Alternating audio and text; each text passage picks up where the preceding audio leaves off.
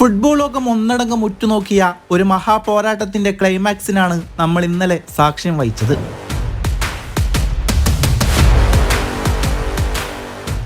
UEFA champions league quarter ഫൈനലിന്റെ ആദ്യപാദം ബാർസലോണയെ സംബന്ധിച്ച് അത്ര സുഖകരമായിരുന്നില്ല.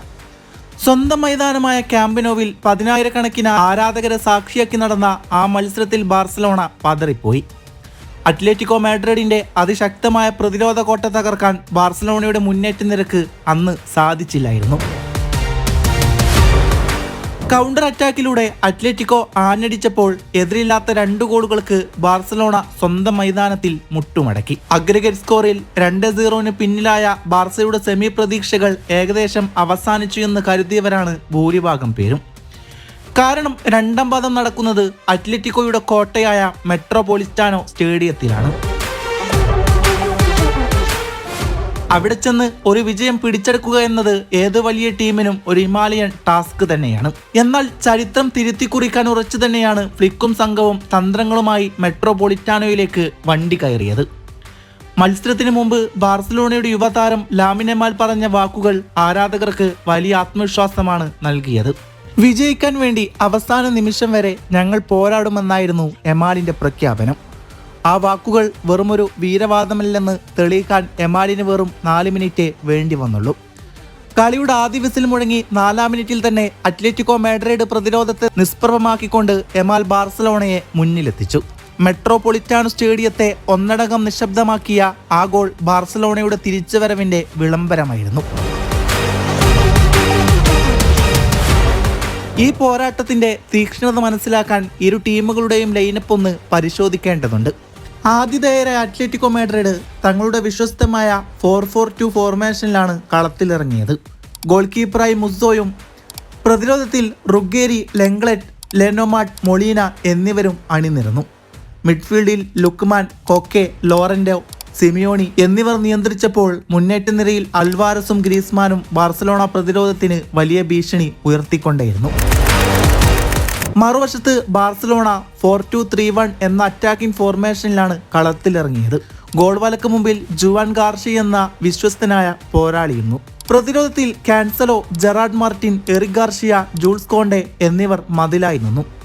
മിഡ്ഫീൽഡിൽ പെഡ്രിയും ഗാവിയും കളം മെനഞ്ഞപ്പോൾ ഡാനിയോൾമോ പ്ലേമേക്കറായി തിളങ്ങി.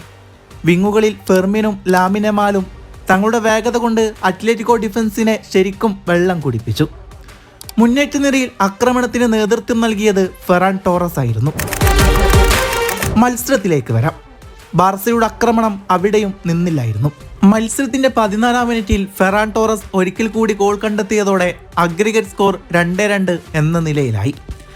ആദ്യപാദത്തിലെ ആ 2 ഗോളിന്റെ കടം വെറും 15 മിനിറ്റ് കൊണ്ട് വീട്ടിയിരിക്കുകയാണ് ബാർസലോണ. സ്റ്റേഡിയം ആവേശക്കടലായി മാറി.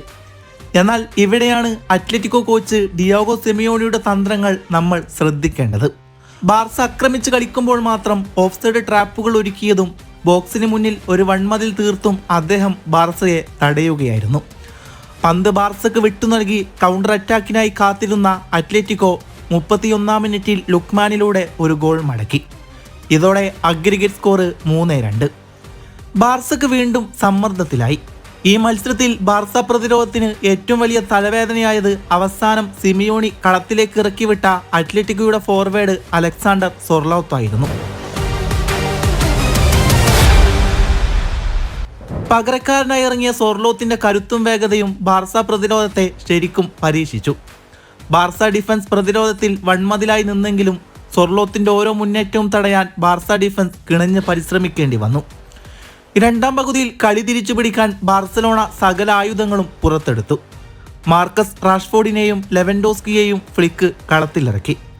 ആക്രമണം കടുപ്പിച്ചെങ്കിലും അത്ലറ്റിക്കോയുടെ പ്രതിരോധം അചഞ്ചലമായി നിന്നു. എന്നാൽ 80-ാം മിനിറ്റിൽ ബാർസയുടെ സകല കണക്കുകൂട്ടലുകളും തെറ്റിച്ചുകൊണ്ട് എറിക് ഗാർഷിയ ചുവപ്പ് കാർഡ് കണ്ട് പുറത്തായി. സൊർലോത്തിനെ ബോക്സിന് തൊട്ടടുത്ത് വെച്ച് ഫൗൾ ചെയ്തതിനാണ് ഗാർഷിയക്ക് ആ റെഡ് കാർഡ് ലഭിച്ചത്. 10 പേരായി ചുരുങ്ങിയ ബാർസയുടെ ആക്രമണത്തിന്റെ മൂർച്ച കുറയുകയാണ്.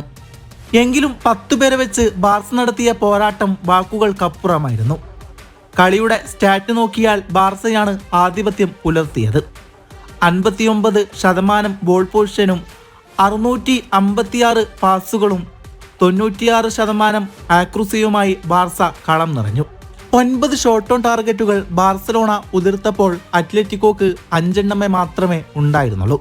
പക്ഷേ സിമിയോണിയുടെ ആ തന്ത്രപരമായ പ്രതിരോധ കോട്ട തകർക്കാൻ ബാർസയുടെ പോരാട്ട വീര്യത്തിന് സാധിച്ചില്ല. അവസാന വിസിൽ മുഴങ്ങുമ്പോൾ ബാർസലോണ ഈ മത്സരത്തിൽ 2-1 വിജയിച്ചെങ്കിലും അഗ്രിഗേറ്റ് സ്കോറിൽ 3-2 അത്ലറ്റിക്കോ മാഡ്രിഡ് സെമി ഫൈനലിലേക്ക് മുന്നേറി. കാറ്റാലൻ പടക്ക് ചാമ്പ്യൻസ് ലീഗിൽ നിന്ന് കണ്ണീരോടെ മടങ്ങേണ്ടി വന്നെങ്കിലും മെട്രോപൊളിറ്റാനോയിലെ ആ പുൽമൈതാനത്ത് അവർ കാഴ്ചവെച്ച പോരാട്ട വീര്യം ഫുട്ബോൾ ലോകം എന്നും ഓർമ്മിക്കും. വീഴ്ചകളിൽ നിന്ന് കരുത്തോടെ തിരിച്ചുവരാൻ ബാർസലോണക്ക് കഴിയുമെന്ന് ഒരിക്കൽ കൂടി തെളിയിച്ച മത്സരമാണിത്. തോറ്റത് ബാർസയാകാം, പക്ഷേ ജയിച്ചത് അവരുടെ തളരാത്ത ആവേശമാണ്. വലിയ വേദികളിൽ സമ്മർദ്ദങ്ങൾ ഒഴിവാക്കി തിരിച്ചുവരാൻ ബാർസലോണ ഇനിയും പഠിക്കേണ്ടതുണ്ട് എന്നതിൻ്റെ വലിയ പാഠമാണ് ഇന്നലെ മെട്രോപൊളിറ്റാനോയിൽ നമ്മൾ കണ്ടത്.